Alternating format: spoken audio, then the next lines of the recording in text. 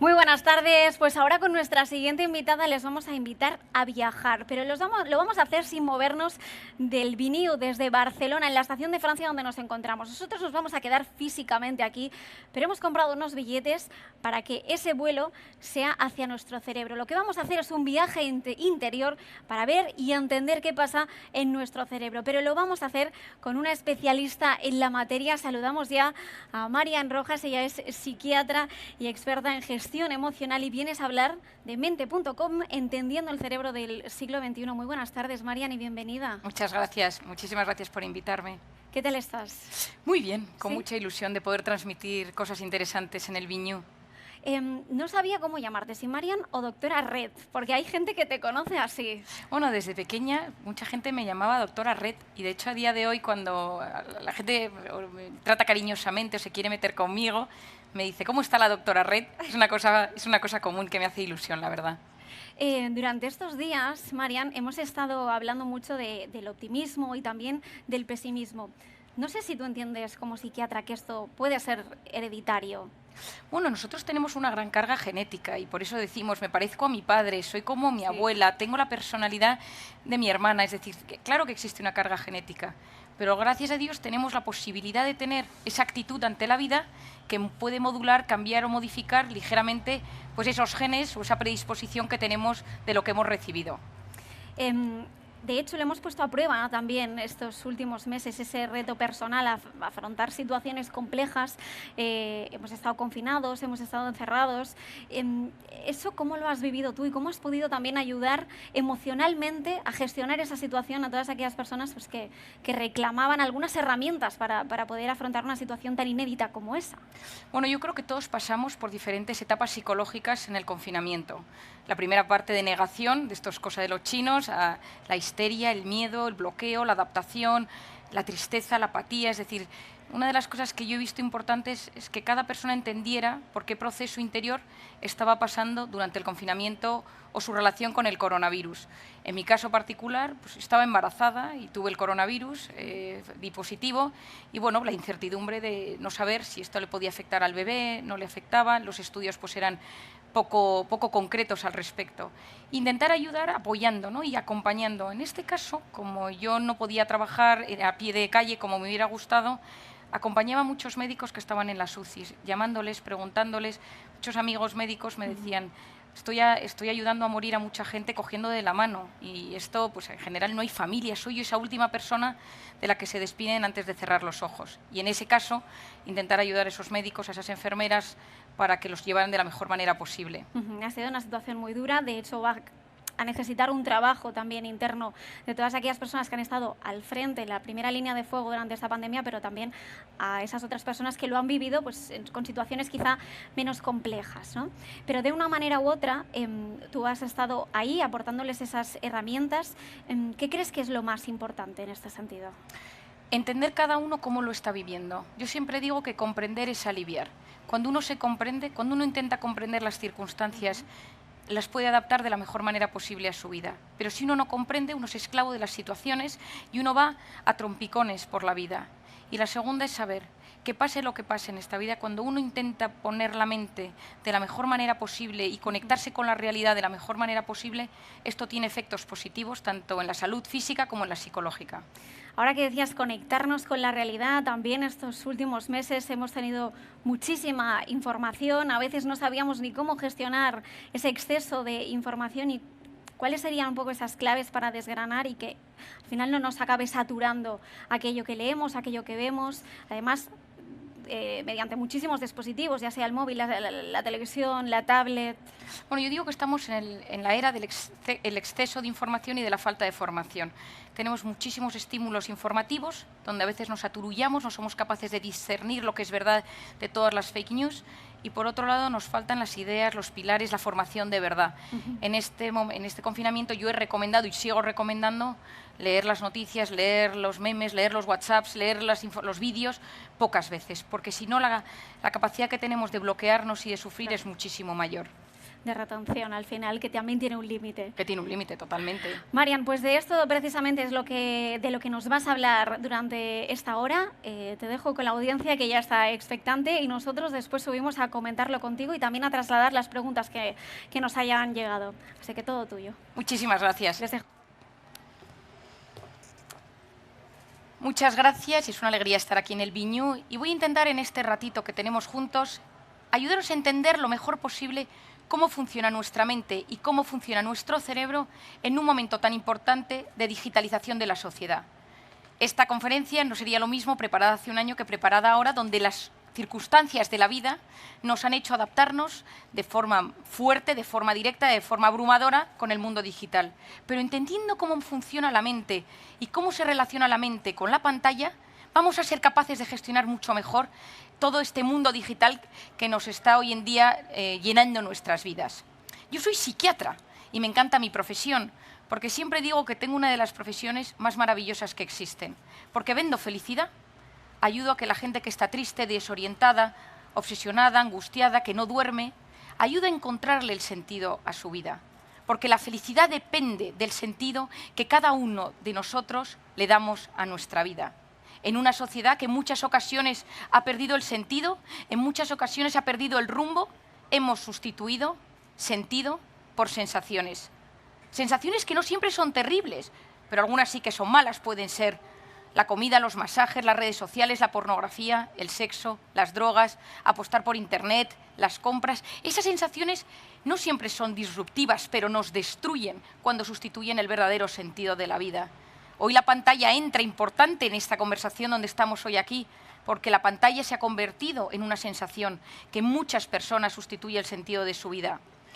Hoy en día nos hemos convertido en adictos a experiencias vibrantes. Somos drogodependientes emocionales. Vivimos a base de emociones.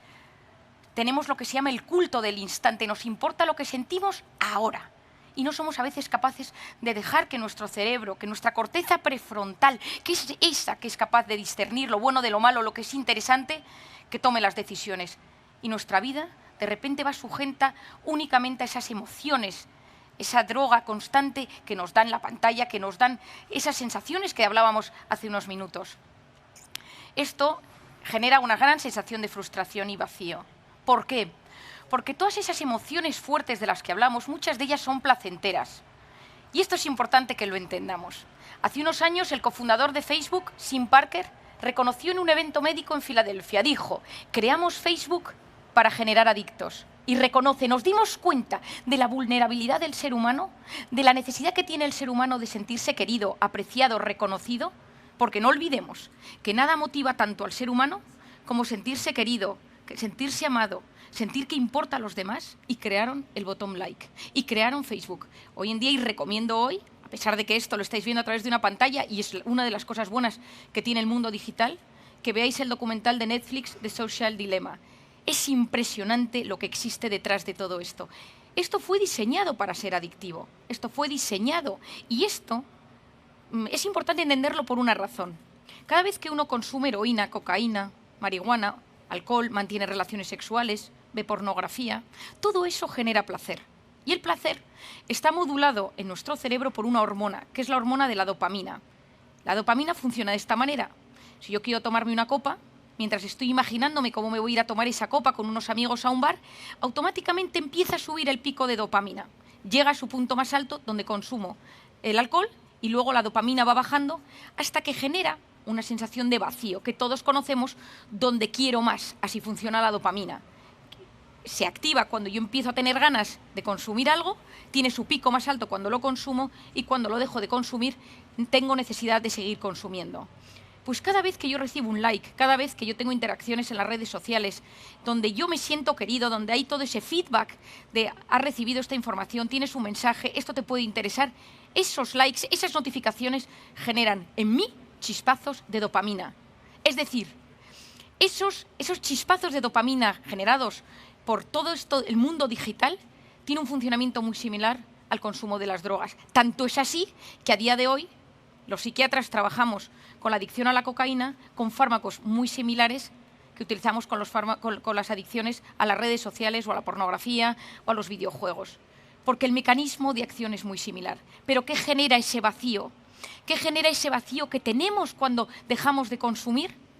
Frustración y vacío. Ese vacío, esa sensación de que nada vale. Y volvemos al principio, ¿dónde está el sentido de mi vida? Porque no lo encuentro. Y entonces necesito buscar más, necesito más y lo pienso. Una de las ideas que yo más he repetido a lo largo de mi libro, de mis vídeos, de mis conferencias, de mis artículos, y que alguno quizá os suene, es que cada vez que yo tengo un pensamiento, ese pensamiento tiene un impacto directo en mis células, en mis genes, en mi organismo, en mi mente. Es decir, el que yo piense sobre algo en negativo tiene el mismo impacto que cuando eso me sucede en la realidad. Si yo estoy aquí y de repente ahora alguien grita fuego, porque empieza a haber un fuego, todos los que estamos aquí, que somos muchos, salimos corriendo porque de nuestro cerebro se activa una hormona, que es la hormona del cortisol, que va a las glándulas suprarrenales y esa hormona nos hace salir corriendo o luchar, si fuera lo que aparece aquí un león. Es decir, mi sistema de supervivencia se activa ante una alerta o una amenaza. Pero si yo, Marian Rojas, estoy aquí de pie hablando y empiezo a pensar, ¿y si hay un incendio? ¿Y si yo estoy aquí, cómo saldría corriendo? Y toda esta gente, ¿y si me quemo? Y empiezo a agobiarme con esa sensación, solo con pensarlo se activa el mismo mecanismo de alerta. Es decir, se activa el cortisol. Y aquí viene una de las ideas importantes que os transmito hoy. Mi mente y mi cuerpo no distinguen una amenaza real de una imaginaria.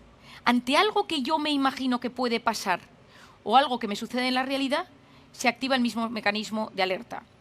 El cortisol es una hormona cíclica. Por las noches es baja y tiene que ser baja para que yo pueda dormir. Y a medida que pasa la noche sube hasta las 8 de la mañana, que tiene su pico más alto. Y a las 8 de la mañana tiene su pico más alto para que yo pueda activarme y hacer frente al día que tengo por delante. Pero ¿qué pasa si yo vivo siempre preocupado por algo? ¿Qué pasa si yo vivo constantemente estresado, angustiado por una amenaza real o imaginaria? Que empiezo a generar cortisol a todas horas. Empiezo a generar cortisol y entro en ese estado de alerta, en ese estado de amenaza constante que tanto me perjudica. Y a la larga yo lo llamo la intoxicación de cortisol. Es decir, en vez de que las sustancias que circulan por mi sangre sean las sustancias buenas, serotonina, oxitocina, es decir, las moléculas buenas, las que me ayudan a sentirme mejor, lo que yo voy a empezar a tener en mi sangre es ese cortisol que a la larga me enferma, que me inflama, que me enferma, que me genera irritabilidad, que me genera depresión, que me genera todos esos estados de intranquilidad que conocemos. Y hoy en día, cuando yo explico esto a mis pacientes, yo intento que mis pacientes, la realidad, ayudarles a interpretar la realidad de la mejor manera posible. Porque al final la felicidad no es lo que nos pasa, sino cómo interpretamos lo que nos pasa.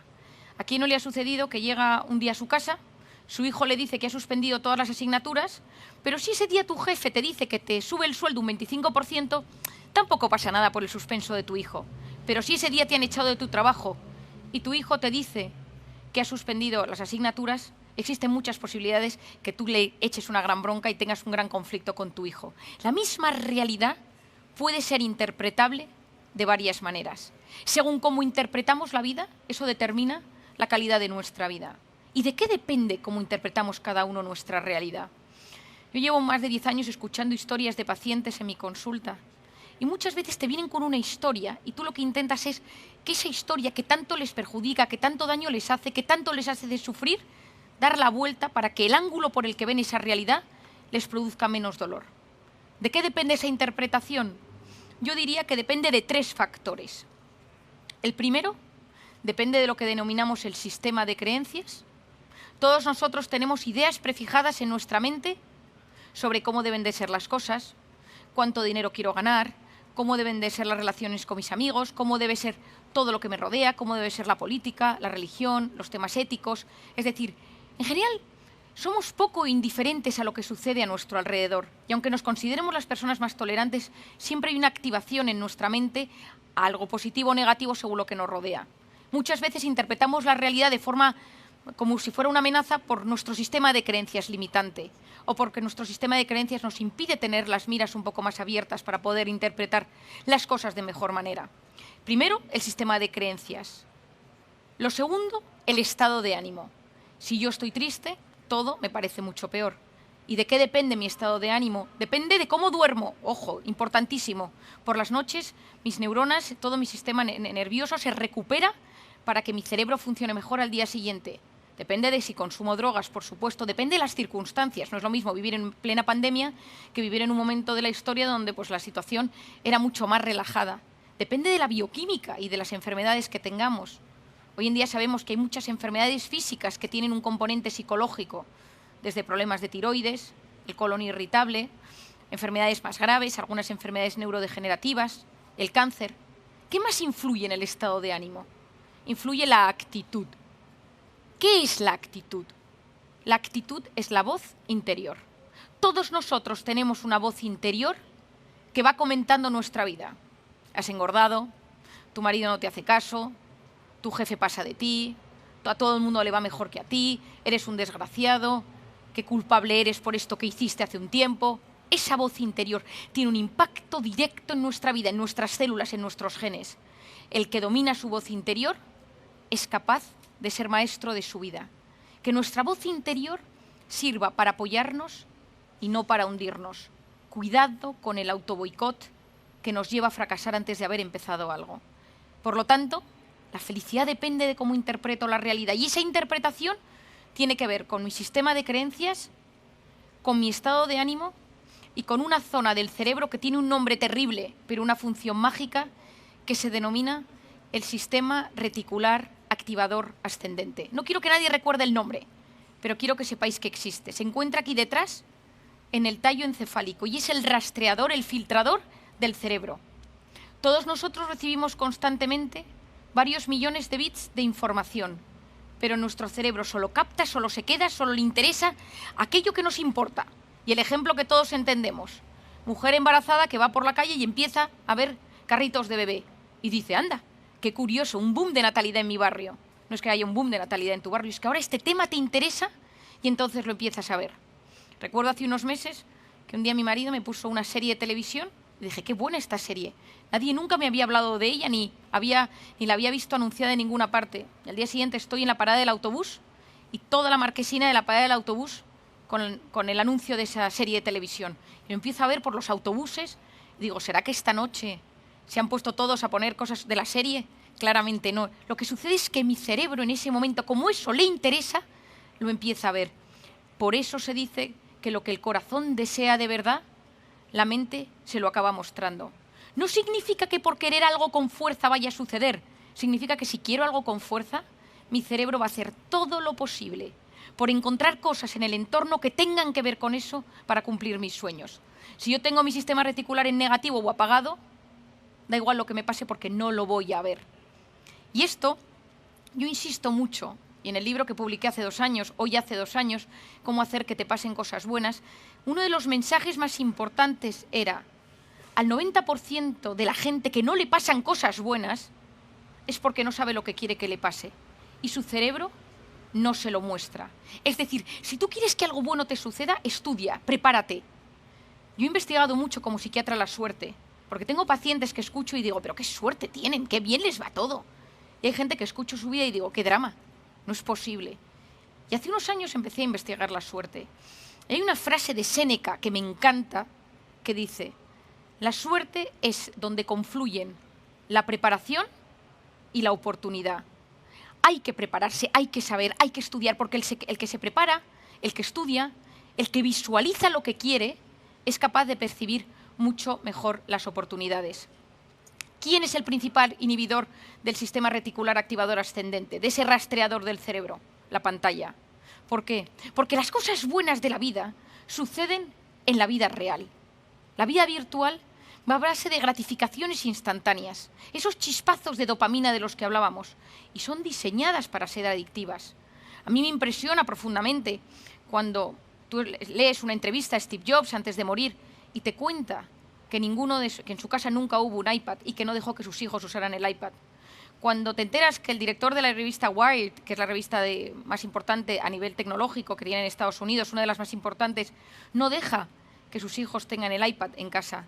Cuando te enteras que los grandes directivos de Silicon Valley llevan a sus hijos a colegios donde no hay pantallas, donde no hay tablets. A mí muchas veces esto me recuerda al tema del narcotráfico, que consuman todos menos nosotros. Está prohibido consumir entre los narcos, entre las mafias de las drogas, que consuman los demás, porque esto está diseñado para ser adictivo, porque esto cambia nuestro cerebro. ¿Y cómo lo modifica?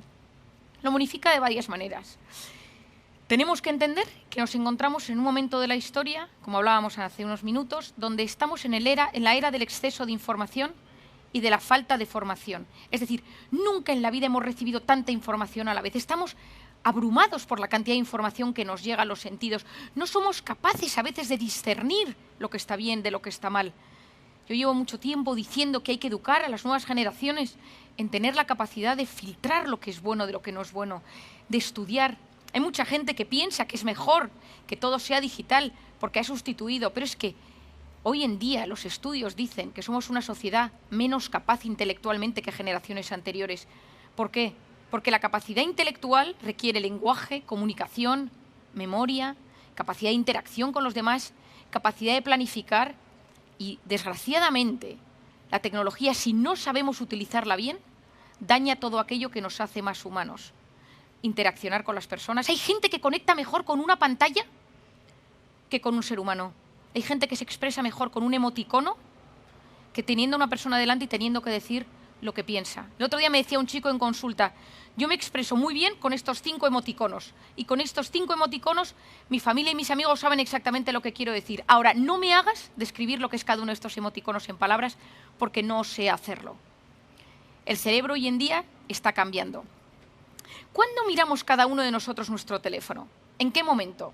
En 3 circunstancias, generalmente. La primera es cuando trabajamos, la dejo aparte, y hay otras 2, que son el estrés y el aburrimiento. ¿Quién no se ha visto en la parada del autobús? Coge el teléfono, esperando para entrar en el médico, coge el teléfono, se enfada con su marido, su mujer, su pareja, su padre, su madre, y de repente coge el teléfono. ¿Por qué? Porque fueron diseñadas las aplicaciones para aliviar. Es decir, la aplicación, la pantalla fue diseñada para generar alivio en nosotros mismos y todos hemos experimentado ese momento en el que estamos cansados, estresados, no podemos más y necesitamos la pantalla, sea meternos en un portal de noticias para ver deportes, sea en una página para comprar ropa, sea en una red social de fotos, en Instagram, Snapchat, la que sea, porque de repente no sabes por qué, te sientes mejor. ¿Por qué? Porque esto está diseñado para aliviar. El estrés y el aburrimiento son básicos en el ser humano. Yo esto muchas veces lo explico a los padres cuando me preguntan información sobre sus hijos. Y una de las cosas que les digo, que para mí es súper importante, es que las personas que hoy en día triunfan en la vida, y cuando digo triunfan es que son dueños de su vida, que mantienen un cierto equilibrio interior, que conectan de forma sana con lo que les sucede, son las personas que saben gestionar su estrés y su aburrimiento. Porque si tú a tu hijo le dejas que tenga un teléfono desde muy pequeño, es como si tú le estuvieras poniendo un minibar en su cuarto y le dijeras cada vez que estés aburrido o estresado, no te preocupes que puedes tomarte una copa, una cerveza, un chupito. A que todo esto nos parece que es algo como excesivo. Bueno, pues la pantalla genera un proceso similar, pero en los adultos pasa lo mismo. Si nosotros utilizamos cada vez que estamos estresados y aburridos el teléfono, la pantalla, suceden 2 cosas. La primera es que generamos una sociedad con una nula tolerancia a la frustración, porque quiero algo y lo siento, quiero sexo y tengo Tinder, quiero pornografía y tengo cualquier aplicación de pornografía, quiero compras y tengo compra online que me llega al día siguiente, tengo Amazon Prime, quiero comer y tengo una comida que en 20 minutos me llega a mi casa. No sé esperar, no sé aburrirme, no sé posponer la recompensa. Es la era de la inmediatez. Y las 2 únicas cosas que en esta vida dan felicidad, o lo más parecido a la felicidad que podemos encontrar en este mundo, tienen que ver con el amor y con el trabajo. Y ni el amor ni el trabajo son cosas inmediatas, de gratificación instantáneas, sino que requieren esfuerzo, constancia, voluntad, cariño, dedicación, es decir, tiempo y capacidad de posponer esa recompensa. Si nosotros queremos ser eso que llamamos felices en esta tierra, tenemos que aprender a posponer la recompensa. ¿Qué es posponer la recompensa? Y aquí os pongo esta imagen donde veis un cerebro. Esa zona delantera del cerebro se denomina la corteza prefrontal. La corteza prefrontal es básica y me encantaría que los que me estáis escuchando os quedaréis con esto que os voy a explicar.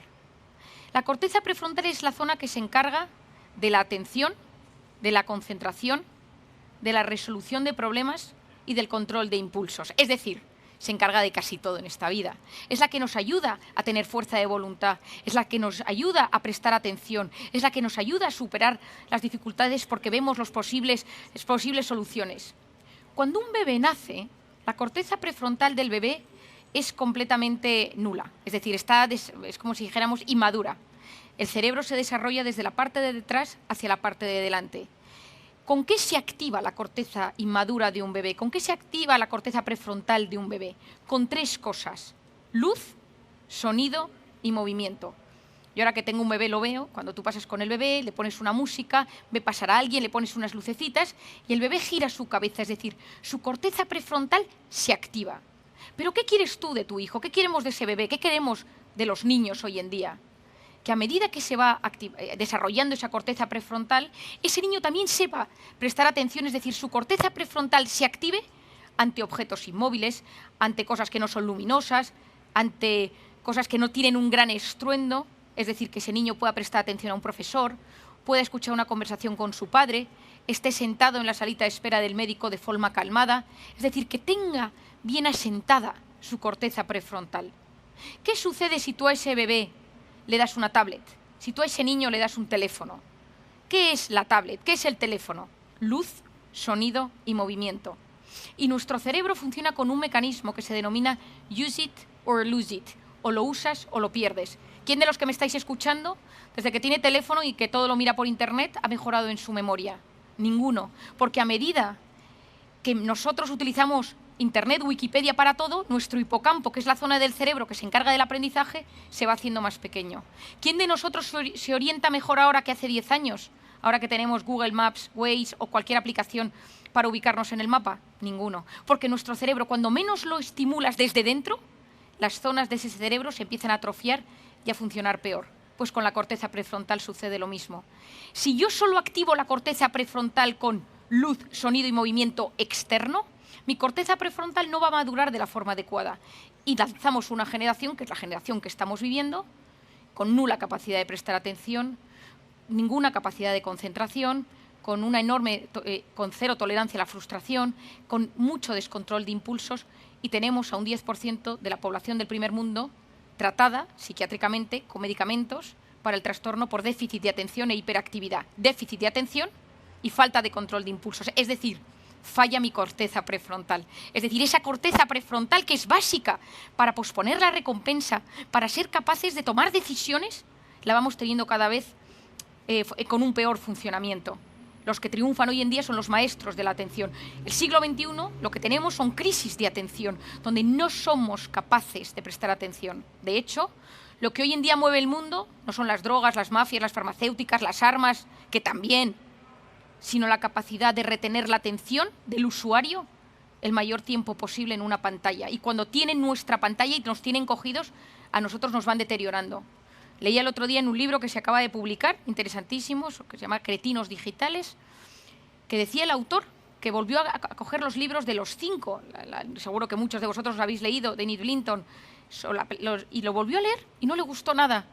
Y fue a buscar los libros que él tenía en su casa cuando era pequeño, y una de las cosas que vio fue que esos niños, que ese libro tenía un 40% menos de vocabulario, un 15% menos, habían reducido las frases para que la gente lo entendiera peor y mejor, que habían quitado las descripciones, porque los niños no se paraban a leer las descripciones. Ojo con lo que estamos haciendo. Me diréis, ideas. Yo os recomendaría como psiquiatra, y lo que estoy intentando recomendar un poco a todo el mundo, que creo que nos puede ayudar para fortalecer nuestro cerebro, porque necesitamos llegar con un cerebro lo mejor posible a nuestra vejez. Porque los datos de futuras demencias, de problemas cognitivos, de depresiones, de trastornos mentales, va increciendo en los últimos años. Lo primero, quitar las notificaciones, que nada se encienda en mi teléfono. Si yo quiero algo, soy yo quien me meto en el teléfono, no el teléfono quien me dice que me tengo que meter, porque si no es el teléfono quien me domina, es la pantalla. La corteza prefrontal me tiene completamente aplanado, nula creatividad, nula capacidad de responder a los estímulos. Es decir, si yo consiguiera que una décima parte de los que me escuchéis quitaras las notificaciones, los primeros días miraréis muchísimo más el teléfono y a los 4 o 5 días os daréis cuenta que vivís muchísimo más en paz. Lo segundo es disminuir el uso de la red social más activa, que suele ser Instagram. Que de repente digamos máximo 15 minutos, media hora, una hora, según cada uno al día. Porque nadie se mete en Instagram para mirar una foto en particular de una cosa, sino que está diseñada para engancharnos cada vez más. Ya sabemos que a través de la dopamina, de la gratificación instantánea, que está diseñada para ser así. La tercera es intentar poner de vez en cuando el modo avión. Yo soy de la teoría, bueno, y esto estaréis muchos de acuerdo, que nada nos gusta más que cuando estás con una persona y notas que esa persona tiene todos los sentidos puestos en ti, que esa persona te está escuchando a ti, solo a ti, y tiene toda tu atención puesta. Eso nos encanta. Hoy en día sabemos que cuando tenemos el teléfono en la mano y estamos hablando con alguien, la persona con la que estás hablando nota una sensación de ligero abandono. Esto se está viendo con los niños. Los estudios empiezan a decir que los niños sienten abandono por parte de sus padres siempre que tienen el dispositivo. Seamos capaces de soltarlo para dar buen ejemplo a nuestros hijos y que noten que estamos con ellos. Para eso, una de las frases que más repetí en el confinamiento fue: si no puedes salir fuera, métete dentro. Y analiza tu interior, conecta con tu interior, medita, reza si tienes creencias, busca lo mejor que llevas dentro. Hoy en día todo está fuera, no tenemos tiempo para frenar, para parar, para analizar nuestro interior. Y muchas veces si cortamos esa hiperestimulación, ese exceso de información que nos llega, alcanzamos la serenidad. Y no conozco a nadie, yo he leído mucho a lo largo de mi vida, que haya descubierto nada importante en un momento frenético de hiperactividad o de hiperestimulación. Tanto alguien que estaba debajo de un árbol y vio cómo caía una manzana, Aristóteles paseando por los jardines de Grecia. Todos los grandes descubrimientos de la historia han sido en momentos de paz, de serenidad, en momentos de calma. Quien logra serenidad en lo pequeño adquiere fortaleza para la adversidad. Me parece importante que podamos hoy en día entender que nuestra mente es poderosa, que tenemos muchísimas capacidades para lograr cosas buenas, que la pantalla fue diseñada para acercarnos a los demás, pero hoy en día está en manos de unos tipos que lo que quieren es ganar mucho dinero. Y por lo tanto nosotros tener conocimientos para lograr lo mejor, para informar a nuestros hijos, informarnos nosotros, no ser adictos, que ya hay una parte de la población adicta a la pantalla, y todo lo que podamos conectar en el tú a tú con las personas, que no sustituye ese tú a tú el mundo digital. Quiero terminar con una frase, con una idea. La pantalla es buena siempre y cuando seas tú quien eres el capaz de controlarlo, de diseñar para qué lo necesitas y que notes que no te tiene arrastrado, que no te mete en un estado de ansiedad y de depresión. Un porcentaje bastante grande de los problemas hoy en día en adolescentes y en jóvenes viene derivado por un mal uso de las redes sociales. Muchísimas gracias y espero que estas palabras os ayuden a conectar mejor con este mundo apasionante que es el mundo digital. Marian, muchísimas gracias. A partir de lo que contabas, ¿crees que deberíamos ir hacia una regulación de las redes que quizá ahora mismo pues, no se está teniendo tan en cuenta, atendiendo a los problemas que nos va a acarrear, como tú defendías ahora? A mí me encantaría. Leía el otro día que Taiwán está limitando el uso de los videojuegos a partir de unas horas en las casas, etc.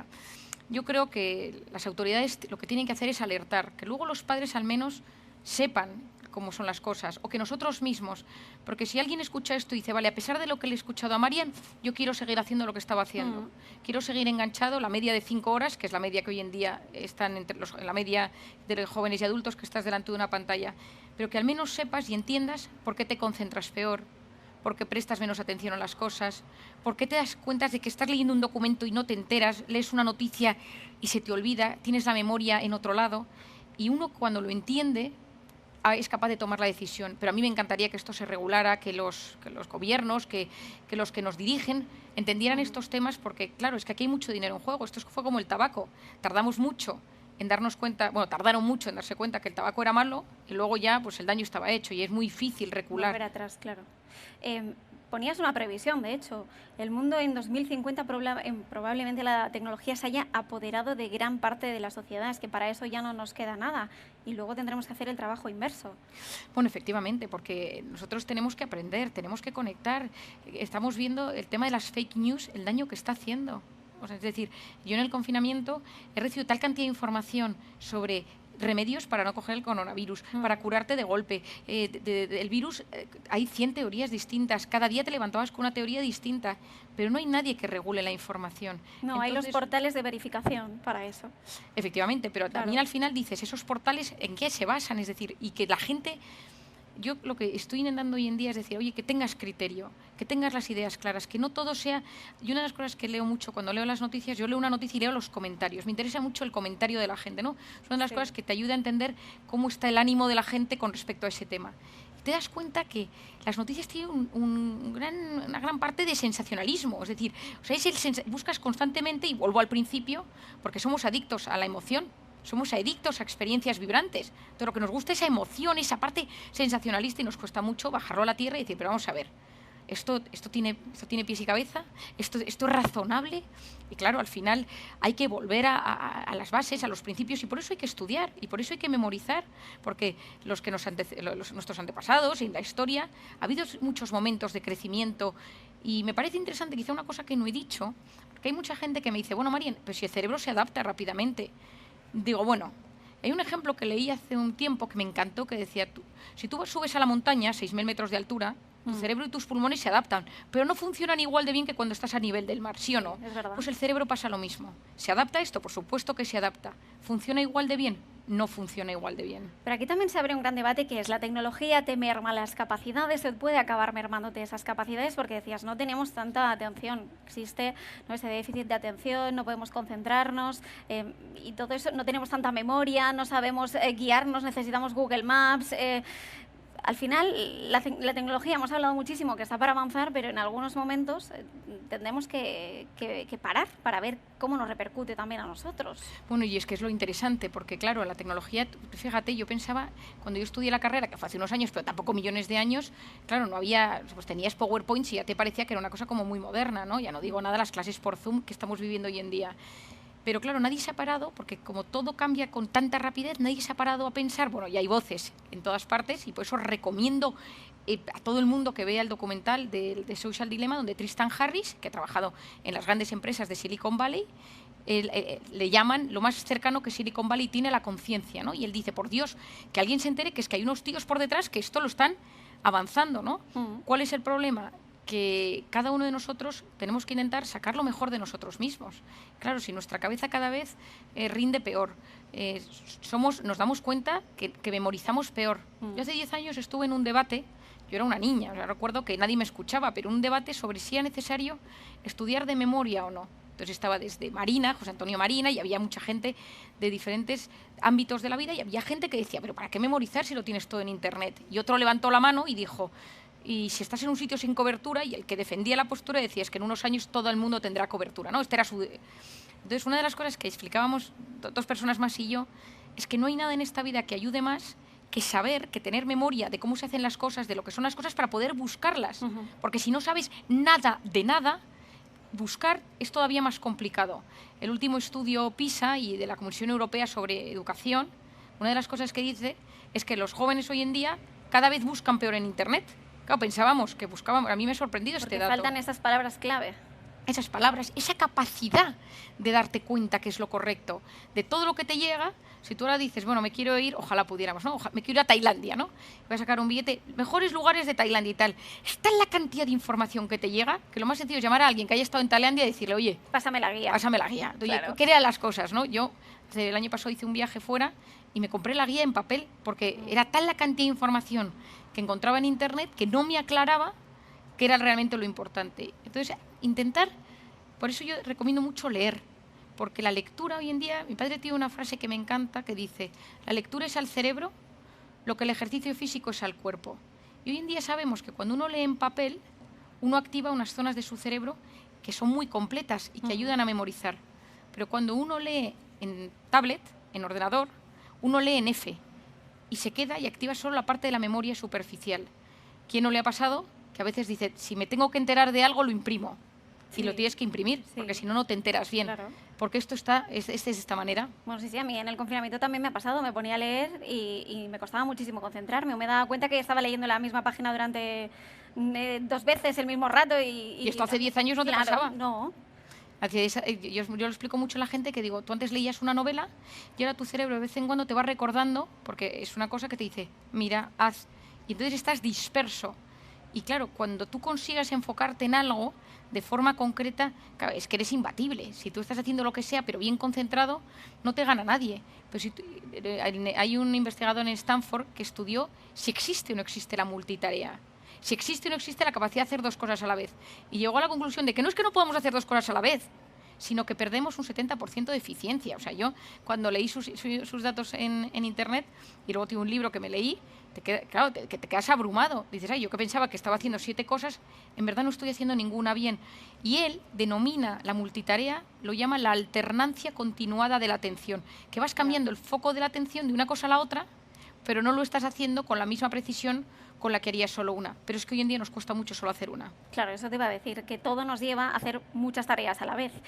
También hablabas de viajar. En el Viniu estuvimos también hablando de esto a lo largo de estos días, que vamos a poner más en valor la desconexión. Viajar a sitios en los que no necesitemos el móvil, en los que lo aparquemos solo llegar, islas remotas que, bueno, pues para batallar un poco contra ese exceso de información. Ahora vamos a entrenar eso, esa desconexión, vamos a ese camino después de estar inmersos en la tecnología todo el día. Bueno, ahora desgraciadamente no podemos viajar, pero en cuanto podamos viajar, yo este verano que miraba sitios, digo, a ver, cuando podamos viajar, y de repente vi un montón de sitios que ponía pues libre de internet, no hay wifi, o sea, está capado. Ya ponemos en valor eso. Claro. A mí, yo es que reconozco, soy una gran fan de ese tema, porque considero que es la manera de que conectes con el de delante. Es muy triste que estés con una persona hablando, pero con esa persona estés atendiendo a otro que está en la otra parte del mundo o en la esquina de enfrente. Pero como te decía, o sea, es que la sensación de que no le importas al de delante es horrorosa. Y hoy en día, cada vez más, nos damos cuenta que estamos en una conversación donde no le importas al de delante porque está pendiente de otra conversación con otro que está haciendo la misma.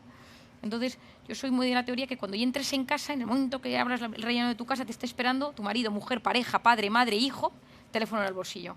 Y que las dos manos estén vacías para poder abrazar a la persona que tienes delante. Y eso parece fácil, pero acaba siendo muy difícil. Muy difícil. Tú ahora has enfocado tu carrera más hacia aquí, pero cuando empezaste a ser psiquiatra, cuando estudiaste para ello, ¿qué era lo que te movía? Bueno, yo vengo de una familia de psiquiatras, entonces esto es importante saberlo. Mi abuelo fue un psiquiatra que revolucionó el mundo de la psiquiatría porque cuando él era psiquiatra, pues todas las personas que hacían cosas raras, los llamados locos, acababan en manicomios, gente desahuciada, no tenían futuro. Entonces mi abuelo, que se había formado en Alemania, cuando volvió a España, una de las cosas que intentó fue rehabilitar a esas personas, ayudarlas a tener una vida que no fuera tan limitada o limitante, ¿no? Luego aparece mi padre, que lo que lleva es la psiquiatría a la calle. Empieza a hablar de temas, pues de la depresión, de la ansiedad, de la personalidad, del amor, de las parejas, escribe libros, va a la tele, por todo el mundo, ¿no? Y cuando yo empiezo a estudiar, este es mi segundo campo, te diré. El primero no es este, y me gusta incluso más el primero, porque es cuando yo empiezo a decir, yo estudio cualquier asignatura y pone migrañas, y entonces te ponen las 10 causas de migrañas y al final pone otros, y entre paréntesis, emocional.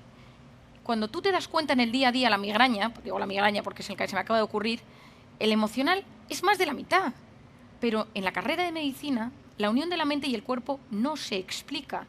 ¿Quién no ha tenido un examen y de repente ha tenido pues, un proceso gastrointestinal? ¿Quién no ha tenido un momento de una cita romántica y ese día no come y está hecha la atraganta y le sienta mal la comida? ¿Quién no tiene que entregar los resultados de su empresa y de repente está tembloroso y tiene temblor? Entonces empecé a investigar la unión de la mente y el cuerpo. ¿Dónde se unen la mente y el cuerpo?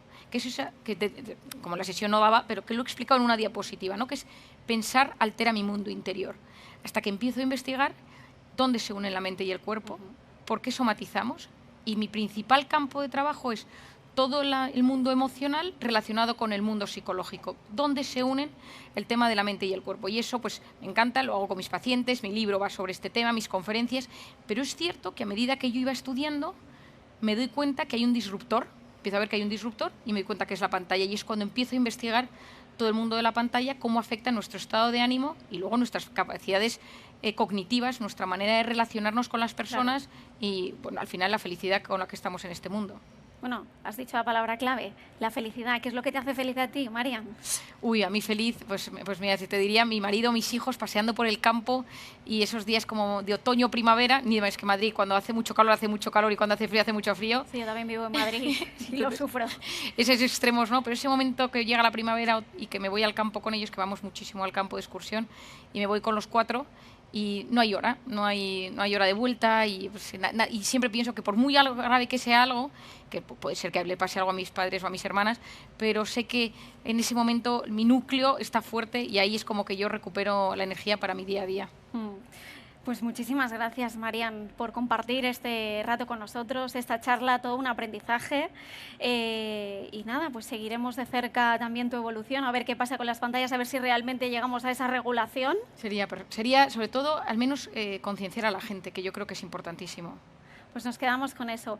Marian Rojas Estapé, psiquiatra especialista en gestión emocional. Hoy hemos hablado de eso, mente.com, entendiendo el cerebro del siglo XXI. Gracias por acompañarnos. Gracias a ti. Nosotros cerramos aquí este espacio y enseguida volvemos con un nuevo panel.